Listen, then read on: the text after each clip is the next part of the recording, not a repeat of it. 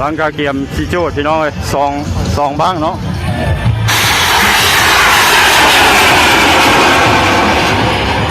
ขึ้นแต่ว่าบุขึ้นบุสูงเนาะโอ้เอาเลย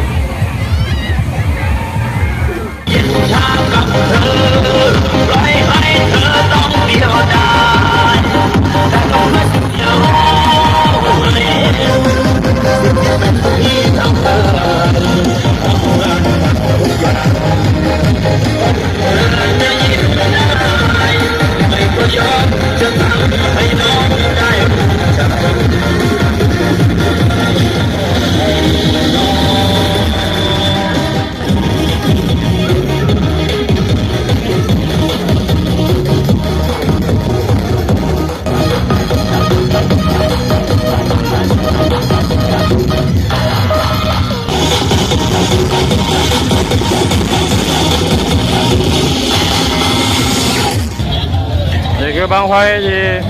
รอท่าเกียมจูดเนาะบางไฟเล็กเอาหมดพี่น้องเลยบางไฟพี่น้องชาวบ้านเฮ็ดเองแล้วก็เอามาจูดแข่งกันบนลายแล้วมันนี่คือเศษบางไฟที่มันแตกอ๋อบางแตกไง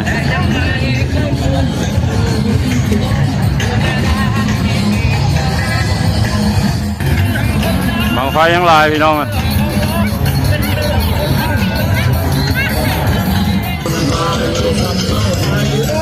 กำลังฟัดหูอยู่เราเนี่ย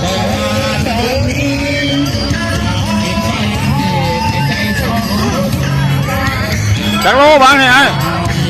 บางจากโลเนี่ยจากโล7 โลพอบางใหญ่ขนาด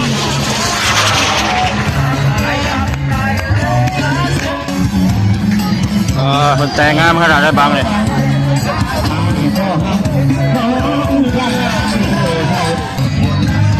บางจากโลเนี่ย3 โลโอ้เป็นตาฮักเนาะบางไวน้อยเกียมจะเอาไปโชว์แล้วพี่น้องห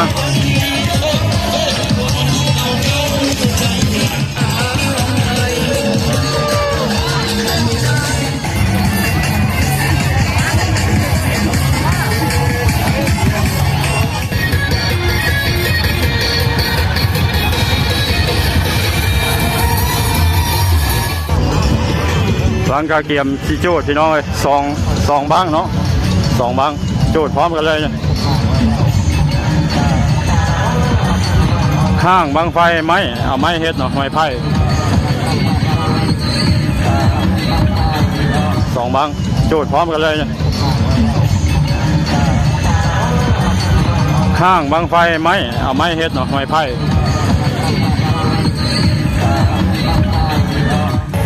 มาเกียมรอท่าพระเจ้าโจทย์พี่น้องเลยต้องได้ถอยออกมาเนาะยันเล็กถ้ามันแตกเล็กกระเด็นใส่อันตรายห่างบางไฟมี2 ห่างเนาะ3อันนี้บางไฟยาง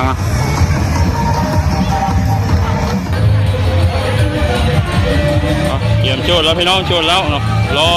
ติดตามว่าจะขึ้นหรือจะแตก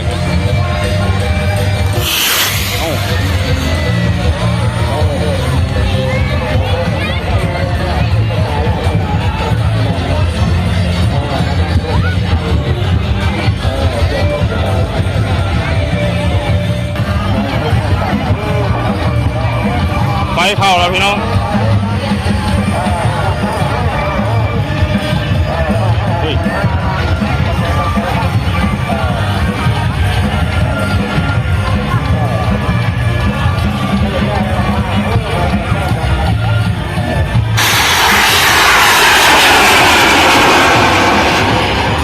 ขึ้นแต่ว่าบุขึ้นบุสูงเนาะ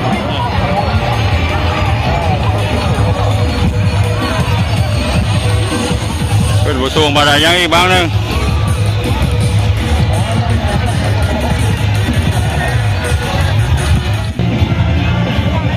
กำลังไปกำลังเข้า2 บ้างเสร็จ ไฟแห้งขนาดแตกหมดจักโอ้ยโอ้โอ้เอาเลยเอาขึ้นไปได้ไหมเอาไปเป็นบ้านวะขึ้นไกลๆอ้าวขึ้นโยพี่น้องเลยขึ้นไปเป็นบ้านยังอีกบางหนึ่งกำลังจูดพี่น้องกำลังจูดไม่ไงขึ้นได้ว่าได้แต่ว่าแตกกลางอากาศหรอไม่ยังมันแตกเลยไม่ยังมันแตกยังก็เป็นไปได้ครับ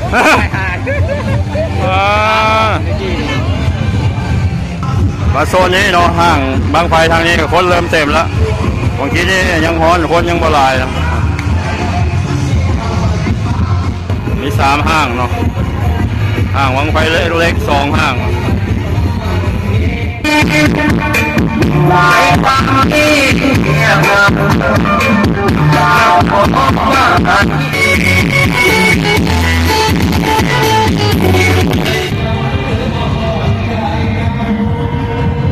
รอลุ้นว่าสิขึ้นหรือสิแตก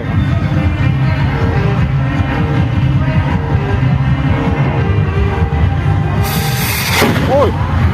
แตกพี่น้องแตกโอ้อันตรายอันตราย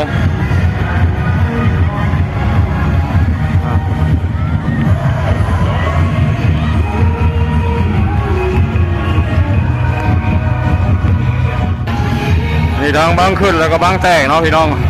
อันนี้แหละคือสีสันของบังไฟเล็กที่พี่น้องเฮ็ดเองบริพานโรงงานบริพานสร้างอย่างเนาะยังอีกบางเรื่องแต่ว่าไฟบกเข้าแล้วผู้คนยังเต็มแคมป์ท้องหน้าพี่น้องกำลังคึกคืนมวลซื่นตอนนี้ก็5 โมงแรงแล้วเนาะห้างนั้นก็กำลังที่จุด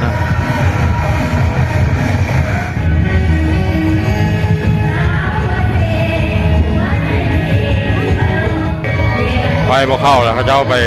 เปลี่ยนสนวนใหม่ละไปแล้วพี่น้องไปแล้วไฟเข้าแล้ว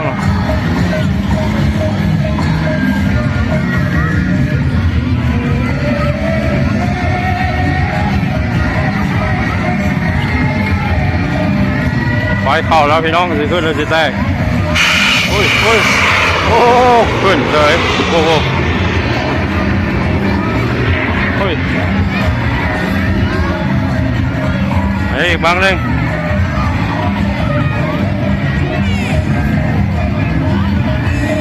ยังบางเร่งพี่น้องเอา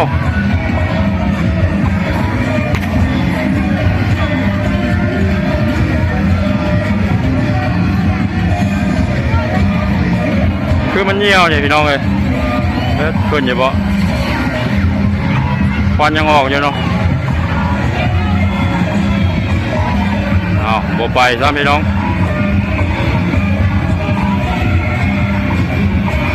คือบังไฟเหี่ยวแล้ว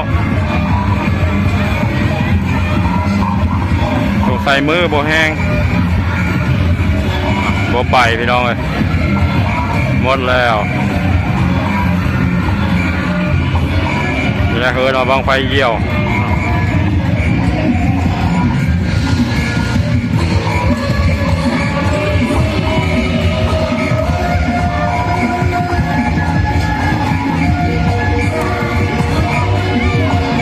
ไป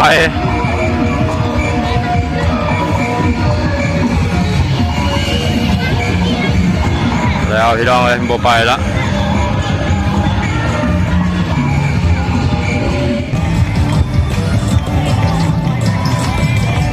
บางไฟยังหลายพี่น้องเลยเกี่ยมขึ้นห้างเรื่อยๆเนาะ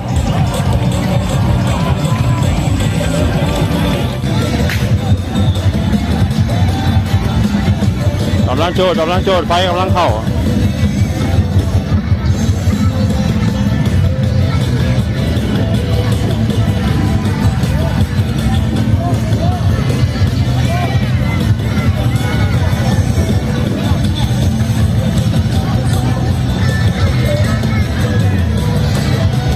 เงียบแล้วบ้านี้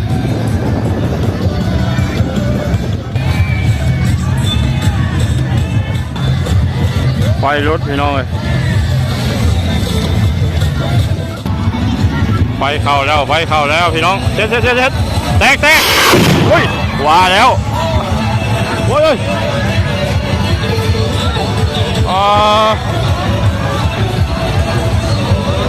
ลงมาโหเฮ้ยแตกอันตรายเอาหามเจ้าของวางไฟไปลงที่ตรงเฮ้ยแตกอีกโอ้โหดจังวะเฮ็ดหามไปแล้วสีสันของมูลวางไฟ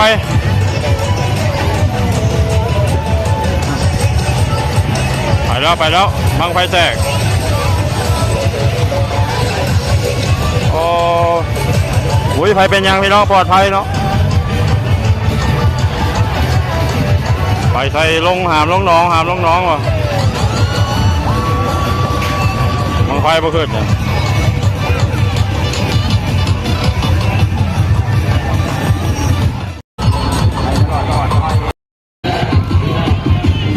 น่าจะ10 กว่าโลเนาะบังไฟเล็ก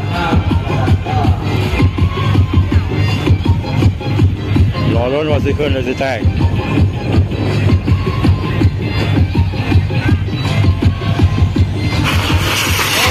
ขึ้นบ้างเลยนะทุกขึ้นงามขนาดยังอีกบางใหญ่เซ็ตขึ้นงามขนาดยังอีกบ้างพี่น้อง3 บ้างเลย4 บ้างจุดออกแล้วผม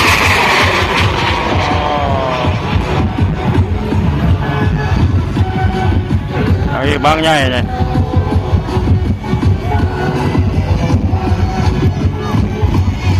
ไฟดับละ